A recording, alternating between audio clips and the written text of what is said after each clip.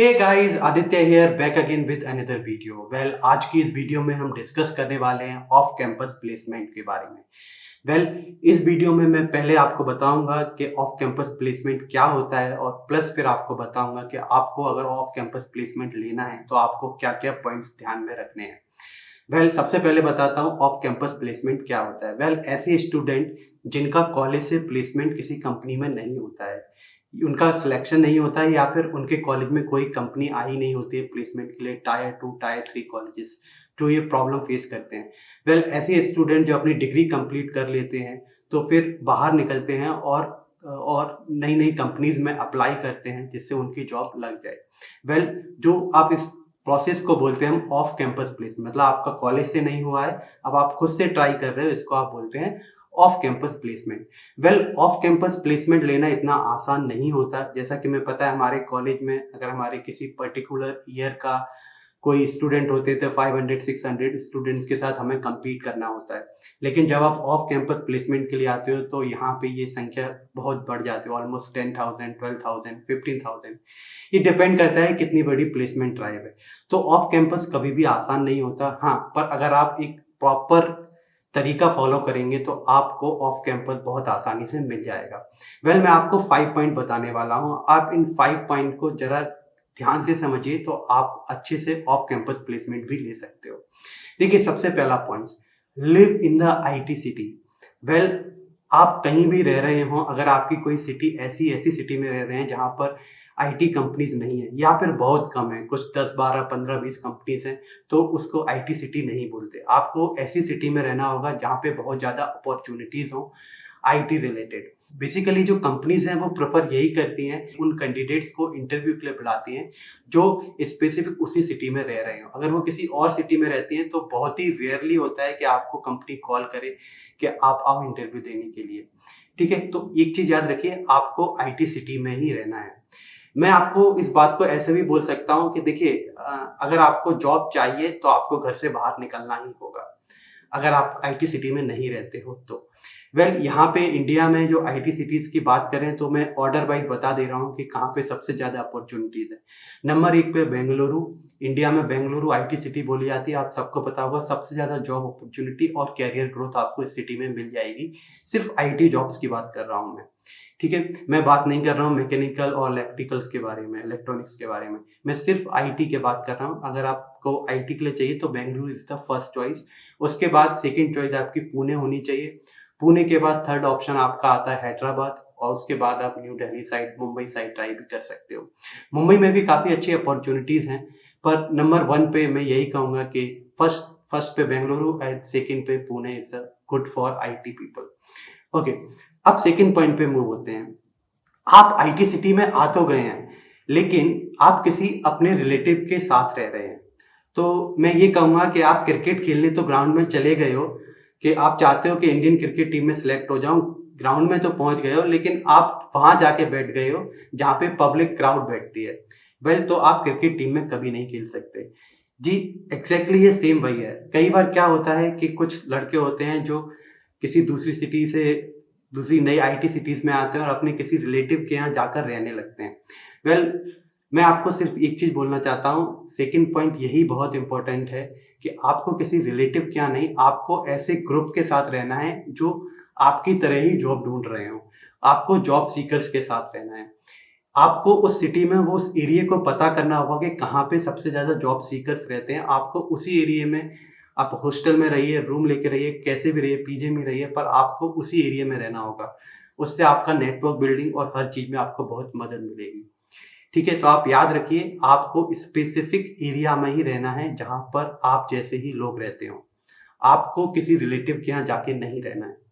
ठीक है, और मैंने कुछ लोगों को देखा है कि उनका कोई भाई ऑलरेडी जॉब कर रहा होता है तो वो उसके साथ जाके शिफ्ट हो जाते हैं। वेल मैं आपसे कहना चाहता हूँ, इसमें आपका भाई आपकी मदद तो कर रहा है, वो आपको सिर्फ रहने में, पर जॉब के लिए आपको खुद ही एफर्ट डालने होंगे। अगर आपको एफर्ट डालने हैं तो आपको सिंपल सी एक चीज़ करनी होगी। आप अपने, देखिए आपका भाई तो सुबह चला जाता है, मॉर्निंग में दिन भर काम करता है, शाम को थका हुआ आता है। वो आपको थोड़ा बहुत रेफरल में मदद कर सकता है, लेकिन बाकी की मदद आपको खुद ही करनी होगी अपने आप की, है ना? उसके लिए आपको ऐसी जगह पर ही रहना होगा जहाँ आप जैसे लोग रहते हो। मुझे और तो नहीं पता है, यहाँ पर बेंगलुरु के बारे में बता देता हूँ कि जॉब सीकर्स अगर आप हैं, अगर आप बेंगलोर में आ रहे हैं जॉब ढूँढने के लिए, तो मैं आपसे कहूँगा आपके लिए silk board is the best place. वहाँ पे बहुत सारे हॉस्टल और पीजीज़ हैं और वहाँ पे ऐसे बहुत सारे जॉब सीकर्स रहते हैं। ठीक है, अब थर्ड पॉइंट की बात करते हैं। थर्ड पॉइंट क्या है? Basically it's a network building. देखिए, नेटवर्क बिल्डिंग का ये बिल्कुल भी मतलब नहीं होता कि आप जैसे ही जॉब सीकर्स का एक ग्रुप बना लें व्हाट्सएप पर, उसमें 100-150 लोग जुड़ जाते हैं और बोलते हैं कि हमारी नेटवर्क बिल्डिंग हो गई। अब किसी को कुछ पता पड़ेगा, वो ग्रुप में डाल देगा और सबको पता पड़ जाएगा। This is not called network building. देखिए, नेटवर्क बिल्डिंग क्या होती है वो अच्छे से समझिए। मैं आपसे ये कह रहा हूँ, आप जहाँ भी रह रहे हो, आपका कोई क्लोज़ फ्रेंड होगा जो जॉब सर्च कर रहा होगा, आप उसके साथ रहिए। चाहे आप अगर आपको उसके साथ रूम शेयर करने का मौका नहीं मिल रहा है, तो आप एटलीस्ट उस हॉस्टल में तो रहिए ही उसके साथ।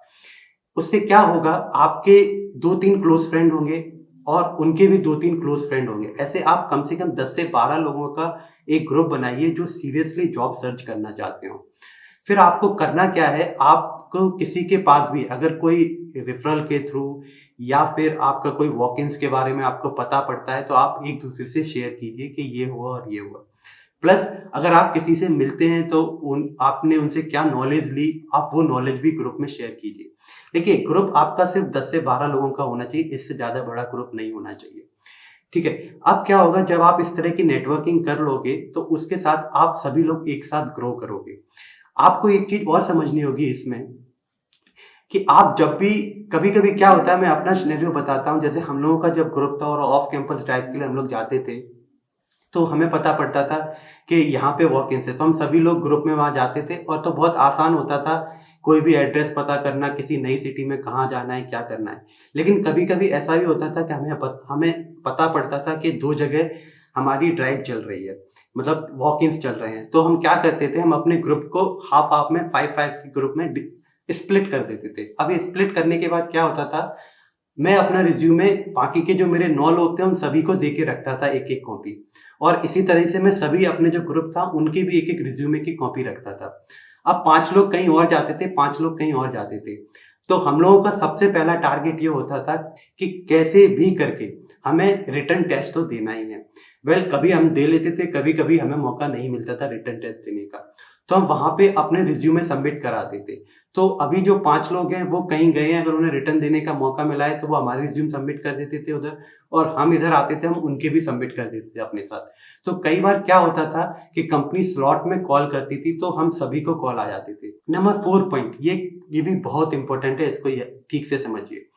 4th पॉइंट जो बोलता है, वो ये है कि आपको जो लोग सिलेक्ट हो गए हैं उनसे जाके मिलना है और जो रिजेक्ट हो गए हैं उनसे भी जाके मिलना है। आप जब इस टाइप के एरिया में रहेंगे, मैं स्पेसिफिकली बताऊं, अगर आप सिल्क बोर्ड जैसे एरिया पे रहते हो जहाँ पे जॉब सीकर बहुत रहते हैं, तो आपको हर रोज पता पड़ेगा इसका सिलेक्शन हो गया, कभी उसका सिलेक्शन हो गया, हर दिन किसी न किसी का सिलेक्शन होता रहता है। आप कोशिश कीजिए, उनसे टच में आइए, उनसे ये पूछिए उनसे किस तरह के क्वेश्चंस पूछे गए, किस तरह के पजल्स पूछे गए। आप उन क्वेश्चंस को समझिए और अपने आप से क्वेश्चन कीजिए कि आप इसका जवाब दे सकते हो।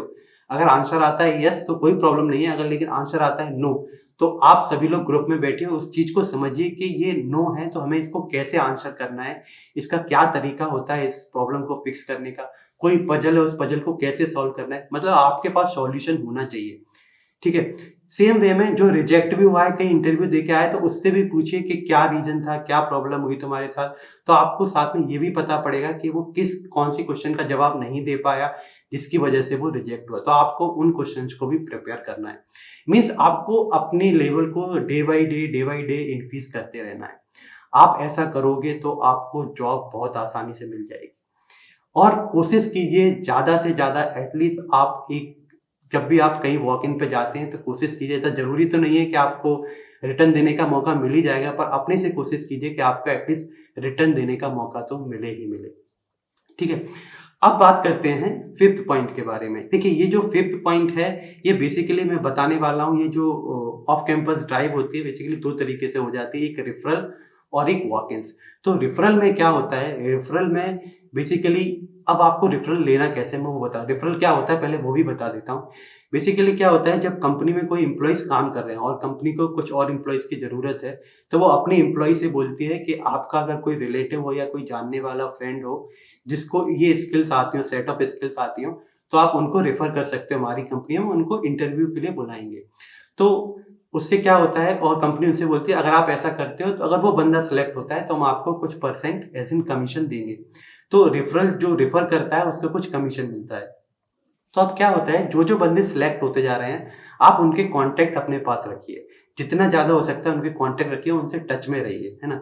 आप टच में रहेंगे, उनसे पूछते रहिए, कभी भी आपकी कंपनी में कोई रेफरर निकले तो अपना रिज़्यूमे उन्हें भेज दीजिए कि प्लीज़ मुझे रेफर कर दीजिए। अगर आप 10 लोगों को भी भेजते हो, उसमें से अगर आपको कोई 3 लोग भी रेफर कर देते, तो चांसेस है आपके पास इंटरव्यू के लिए कॉल आ जाएगा। देखिए, ये बहुत ज़रूरी पॉइंट है, हमेशा इस तरह की नेटवर्क बिल्डिंग करके रखिए। नेटवर्क जो बिल्डिंग होती है, ये बहुत ज़रूरी है। ये भी उसी पार्ट में आ सकता है, ये बहुत ज़रूरी पार्ट है। तो आप जब भी करें तो रेफरल इस तरीके से आपको लेना है, ऐसे लोगों के टच में रहिए जो ऑलरेडी सिलेक्ट हो चुके हैं, उनके कॉन्टैक्ट अपने फ़ोन में रखिए, ठीक है? अब इसके बाद जो सेकंड पॉइंट है दैट इज़ वॉक-इन्स। देखिए, बेंगलुरु में पर डे बहुत सारी कंपनियाँ वॉक-इन्स करती हैं और बहुत सारे लोगों को जॉब मिलती है। तो वॉक-इन्स में जाइए, ये सही है कि आपको हर दिन मौका तो नहीं मिलेगा इंटरव्यू देने का, पर एक दिन ऐसा ज़रूर आएगा कि आप इंटरव्यू भी देंगे और आपका सिलेक्शन भी होगा और उसी दिन शाम को आपके हाथ में ऑफर लेटर भी होगा। मैं ये कोई आपको सपने नहीं दिखा रहा हूँ, ये एक्चुअली बेंगलुरु में ऐसा ही होता है। आप जब सिलपोर्ट जैसे एरिया में आके रहोगे तो आपको पता पड़ेगा कि यहाँ पे पर डे आप सुनोगे आज इस हॉस्टल से किसी का सिलेक्शन हो गया, आज इस हॉस्टल से किसी का सिलेक्शन हो गया। कभी आपके रूममेट का भी ऐसे ही सिलेक्शन हो गया और किसी दिन आपका भी सिलेक्शन हो जाएगा। वेल, ऑफ कैंपस प्लेसमेंट आसान तो नहीं होते, लेकिन अगर आपने कोशिश करनी है और आपने ठान लिया है कि मुझे ऑफ कैंपस प्लेसमेंट चाहिए, तो ऑफ कैंपस प्लेसमेंट बहुत आसानी से मिल जाते हैं, लेकिन आपको ये जो प्रोसेस है, ये बहुत तरीके से फॉलो करनी होगी। वेल, मैं इस टॉपिक पे बहुत कुछ बोल सकता हूँ, लेकिन आप मुझे कमेंट्स में बताइए कि आपको किस बारे में और जानना है, ऑफ कैंपस प्लेसमेंट के बारे में आपको बता सकता हूँ। क्योंकि मैं भी जब 2011 में बेंगलुरु आया था, तो मैंने भी ऑफ कैंपस प्लेसमेंट ही लिया था। Well, that's all for this video. I will catch you in the next one. Bye.